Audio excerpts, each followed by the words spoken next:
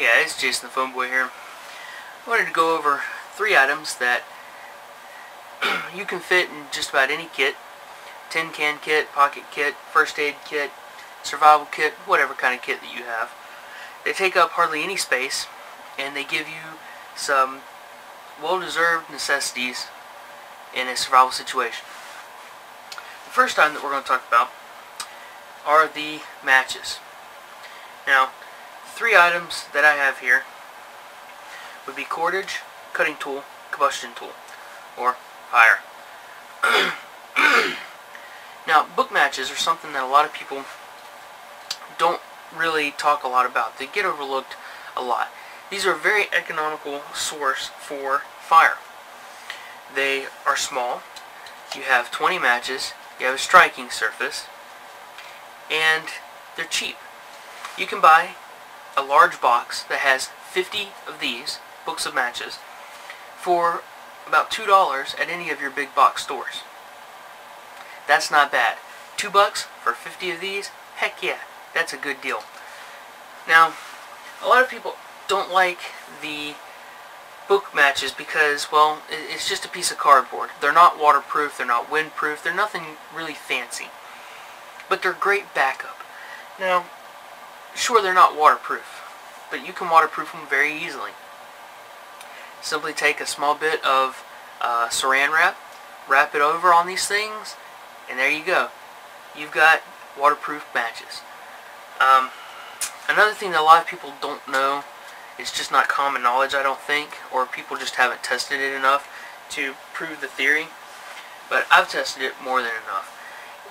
If you get them wet, then if you take them on a dry surface such as your t-shirt or a paper towel or some object that's going to wick the moisture out of them, or set them out in the sun to dry, when they dry, they're going to work just as good as they did before they got wet.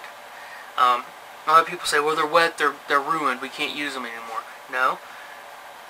Don't mess with them. Just leave them wet, open up the box, set out in the sun, tuck it under your armpit or something where it's warm and dry, and give it some time. They will dry out and they will work.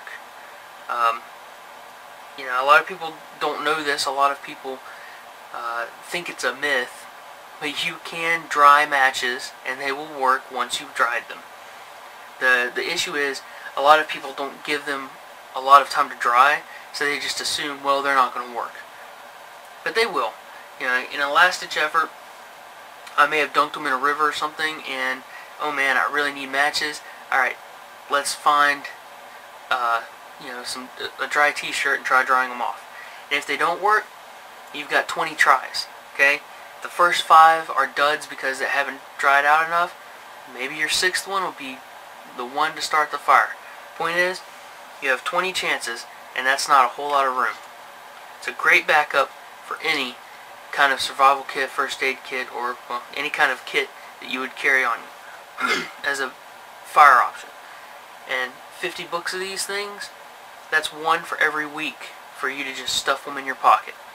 And you've got fire on you at all times for very, very little money. The next item that I want to talk about is a razor blade. Sure. Okay, this is definitely not, you know, a K-bar by any means. However, what it lacks in muscle, it gains in precision. With a small small single edge flat razor blade, you can really do some very intricate work. Now, I may not be able to cut down a tree and make a spear, but I can carve out a fish hook, or I can carve out, you know, a tip for an arrow out of bone, or I can carve out various different types of trigger systems for snares and traps. So it definitely doesn't have the strength, it doesn't have the weight, it doesn't have the size to do some of the things that larger knives can do, but you can definitely do more intricate work with a small razor blade like this to help you survive in the wilderness. Don't let its size fool you. You'd be surprised what you can do with the most basic items when you are in a real survival situation.